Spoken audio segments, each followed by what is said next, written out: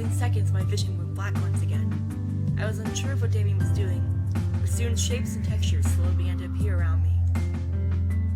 I found myself sitting on a stone floor in the middle of what looked like a fantasy throne room. Where am I? I looked down at myself, to stand only to see my body as translucent as a ghost. Whoa! I jumped up and inspected my hands in a startling panic. I was see-through. Why? What was going on? How dare they try to negotiate with me? Do they not know whom they speak to? Daddy? I gasped and ran behind a nearby pillar away from the voice. The sound of his anger and his words frightened every bone in my body, turning me into a frightened child. My lord, please calm yourself. All right. Calm? They're merely testing my resolve. I have more than half of a mind to send my greatest armies to take what should be mine. They are mere insects in the way of my kingdom's expansion. They merely asked for a marriage joining. So I'm to bow to them and share my land that I have so rightfully conquered? You know what? That's exactly what I expected the little nasally voice demon to look like, honestly. Yeah. Dad has hella abs. I peeked from behind the pillar to see a large demon covered in royal clothes, but buff enough to be a military commander. His rage practically emanated from his body as he growled at his servant. I thought it said serpent. They are willing to give their land to you, sire. All they ask is for one of your sons to marry their daughter, whom I might add is as beautiful as can be. This is ridiculous. To suggest that I need their approval to take their land is beyond insanity. What makes them think I care about their precious daughter? Did I mention that she is a prodigy of her kind, sire? A prodigy? Yes, my lord. This succubus is a master of her skills in magic and mind manipulation. She is said to sway armies with a snap of her fingers, despite being as young as she is. Impossible! If only it were, sire. This succubus is dangerous, but would be a great asset to have should we agree to this arrangement. The only reason she cannot faze you, my lord, is because you are the strongest demon in the plains. Is this supposed to change my mind? Yes, my lord. You are doing a terrible job at convincing me. My apologies, sire. I was lost. I could tell they were talking about Diana, but why? Father. Oh no. Are we gonna see Babies! We're gonna see babies? Are we gonna see baby Damien? Oh my god. I quickly turned in my head to see another demon, who looked like a mere child staring at the demon commander on the throne. Father? Ray Stroud. Nope. That Have is you not. finished your training? Yes, Father. Oh, is that Matthew? Then what do you want? I want to be with my brothers the best of the day, Father. The demon commander walked to the young demon and gripped his hair, picking him up on the ground and forcing him to look up at his snarl. The young demon, however, looked unfazed. Arrogance. Why should I allow you to be with them? I should kill you for your lack of respect to me. Because I want to be with them, Father. I could only stare as the young demon faced his father. Despite the massive difference between them, this young demon seemed weaker and easy to kill versus the demon commander. Why would this man kill his son, though? Was this commander that ruthless? However, I wasn't expecting him to laugh and release the young demon. Good! Assertive even in the face of danger. That is why you are my favorite son. Damien must be the least favorite son. I could only stare wide-eyed as the commander placed his hand on the demon's shoulder. Very well. Go. Tomorrow, you will show me your training. The little demon grinned widely before running off. I have a thought. Yes, my lord.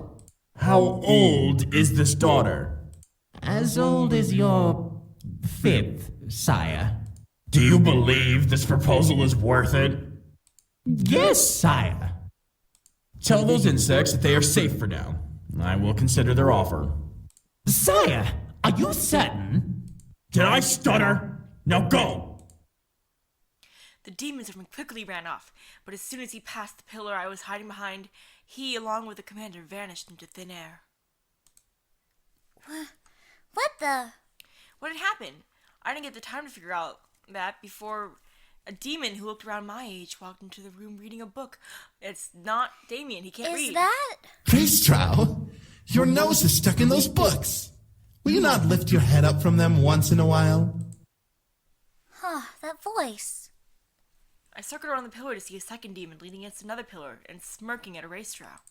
Aren't you supposed to be with your mother practicing the harpsichord? I am, but I had a feeling one's that you Eric. were in danger. That one's gotta be Eric. In danger? What are you... Attack! All of a sudden, 3 shadows zipped through the room and slammed into Racetrow, forcing him to fall to the ground and drop his book. As the sight cleared for me, there were 3 other demons in the dog pile with Racetrow at the bottom.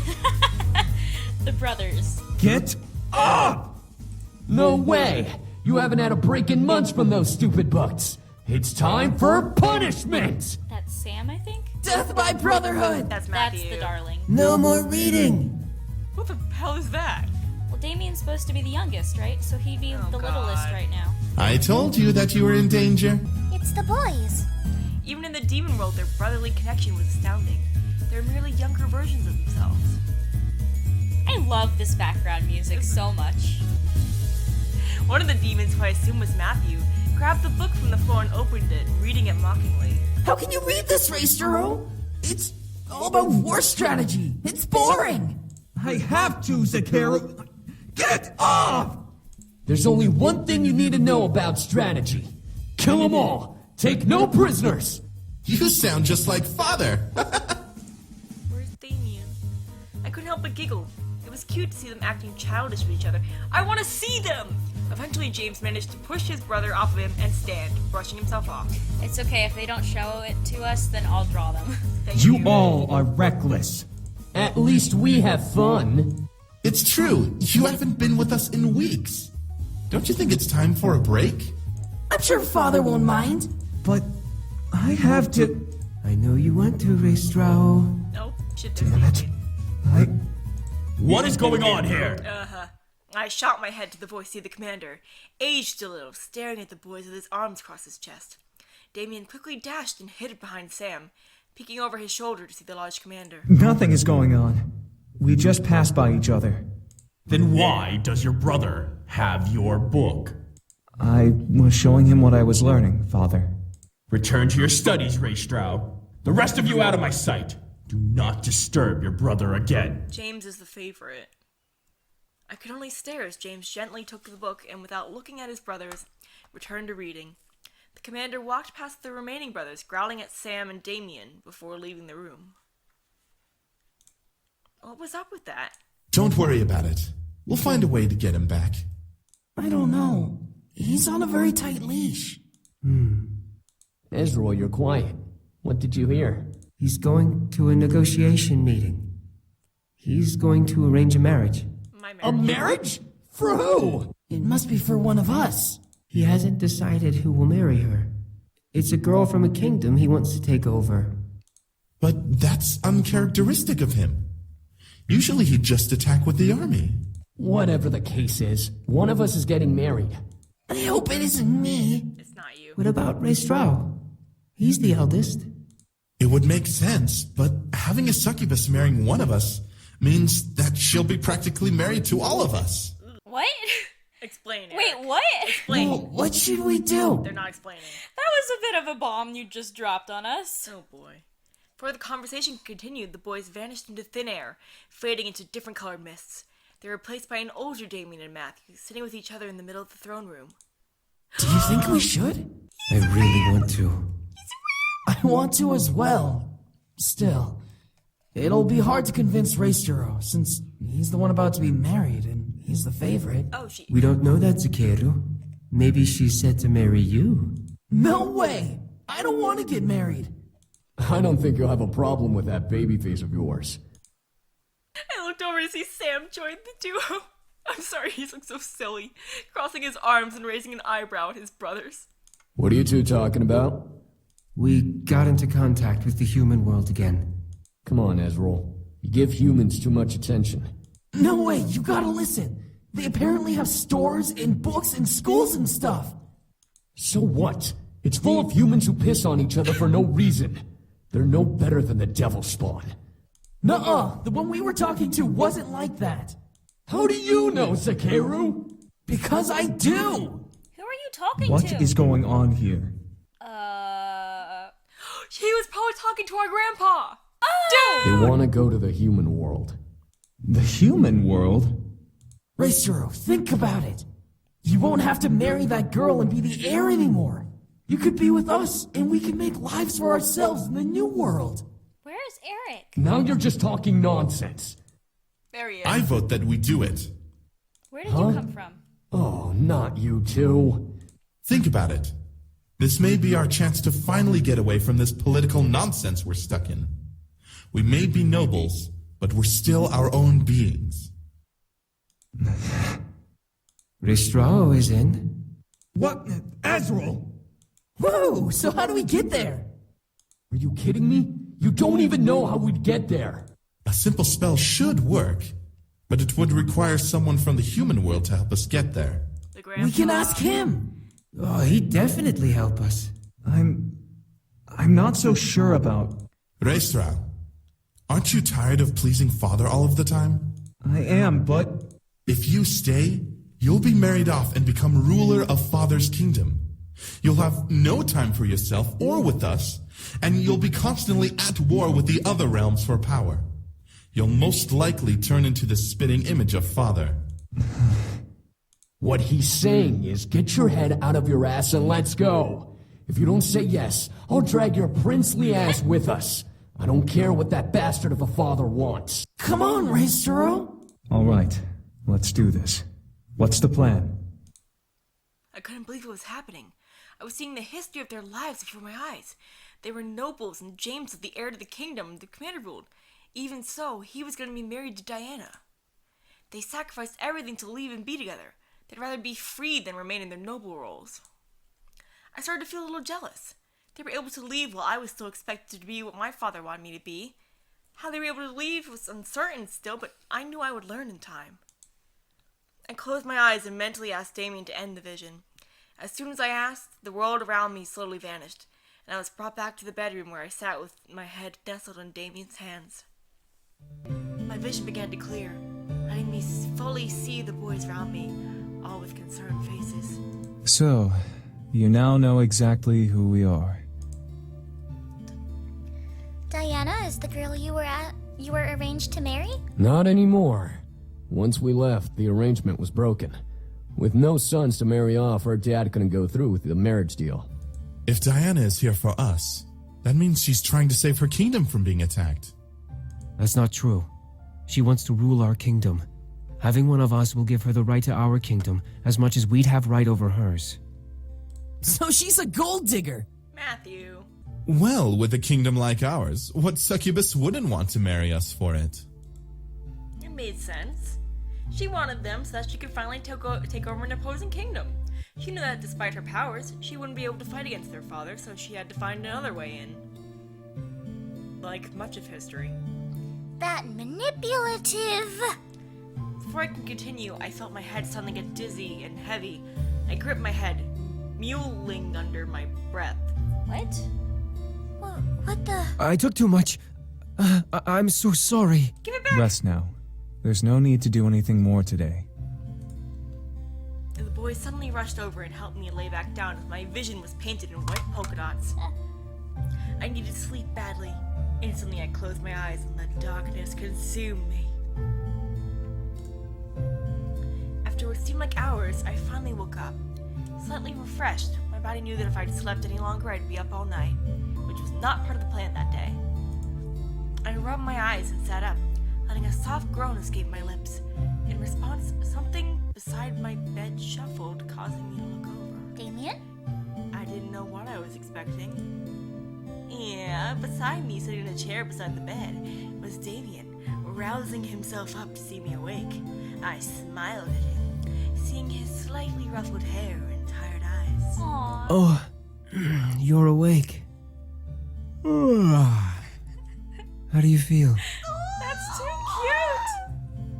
Fine, better. Better?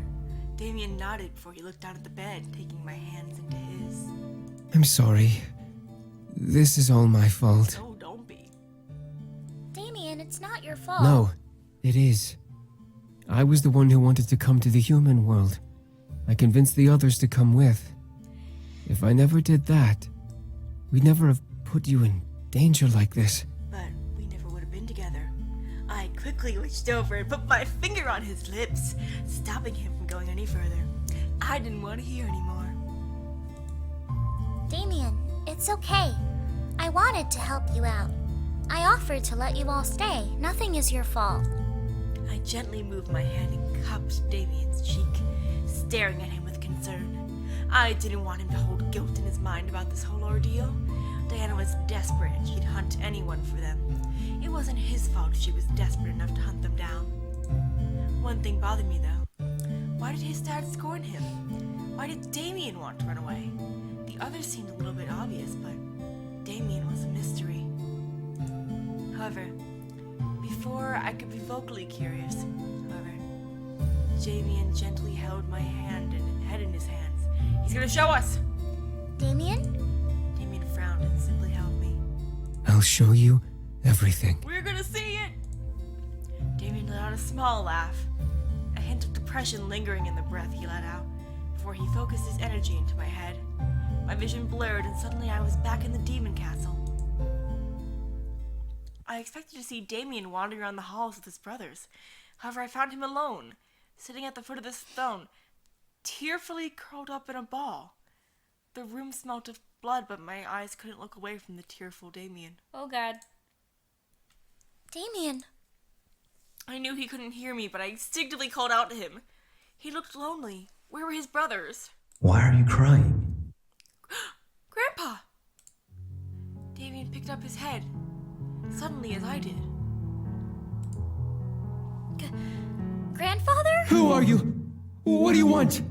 I just want to know if you're okay. Who are you?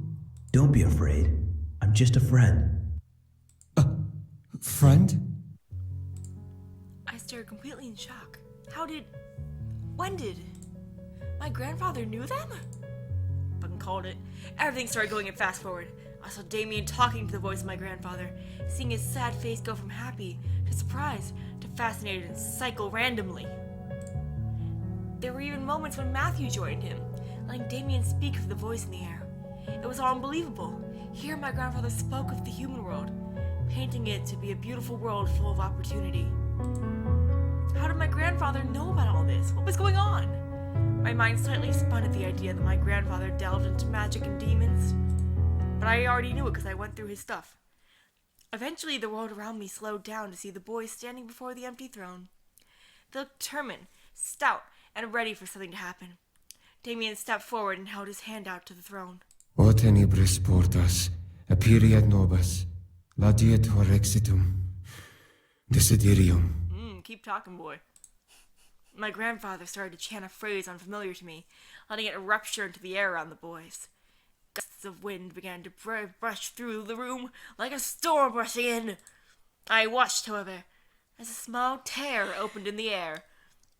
In front of the throne, it glowed an unholy purple color, peeking into a very familiar pink cafe. The one we wanted to take our grandpa to. No way! That's... Quickly, Sam rushed over and drove his hands through the tear, pulling it open and making it larger, and revealing the Pink Lady Cafe with my grandfather on the other side. My grandfather held out his hand, ushering the boys to come. Hurry up, boys! I can't hold it open for long! Instantly, the boys ran through the tear, climbing through and almost crashing into the tables and chairs of the cafe. I let myself move through as well, joining them as my grandfather closed the portal. My boys looked around the space, almost mystified at the sight. My grandfather laughed, out of breath before sitting down at one of the nearby tables.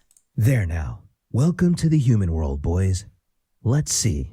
Kay, make us some coffee, please.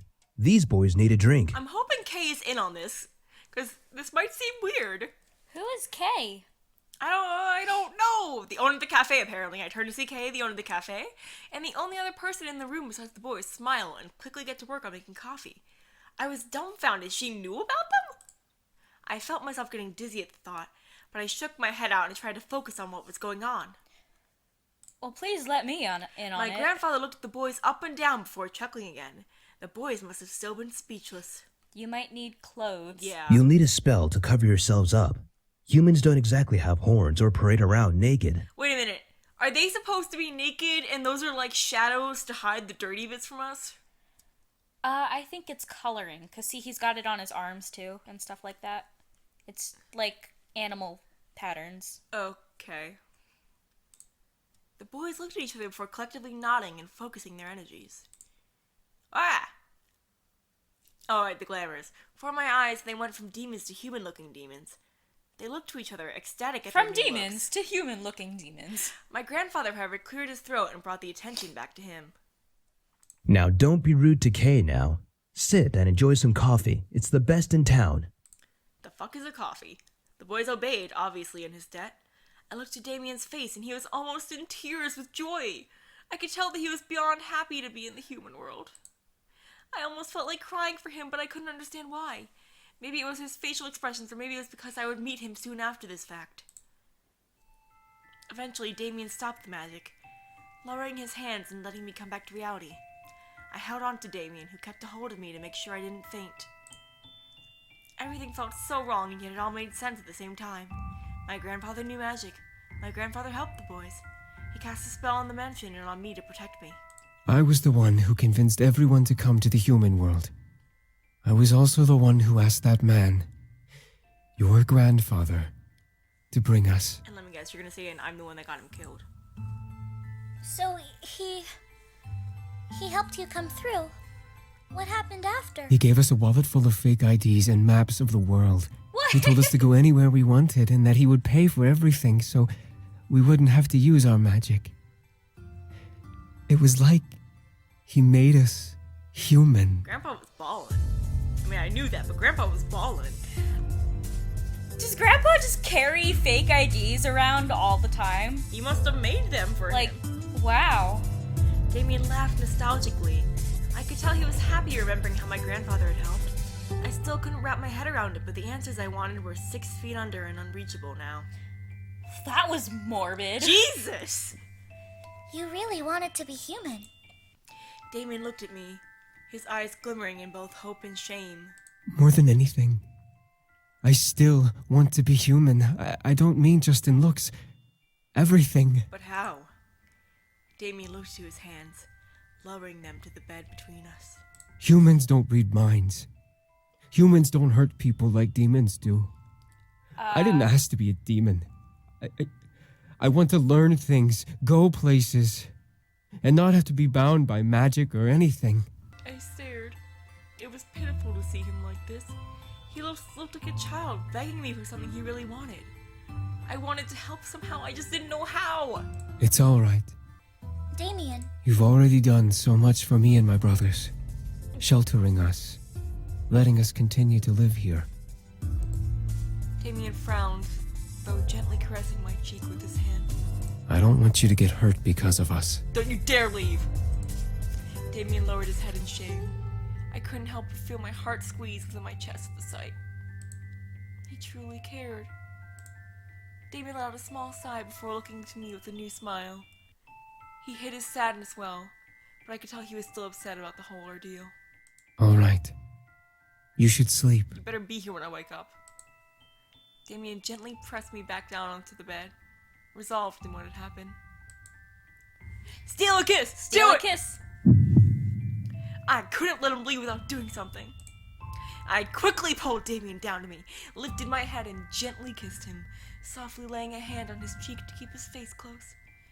Damien stared in deep surprise before hesitantly kissing me back, caressing my cheek and slightly melting at the touch of our lips. A soft sigh escaped his lips before he slowly pulled by a smile. He gently licked his lips, making me go red in the face with that simple gesture. He let out a satisfied sigh before nuzzling my forehead.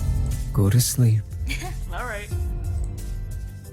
And with that, he stood up and left the room, leaving me to rest as per his request.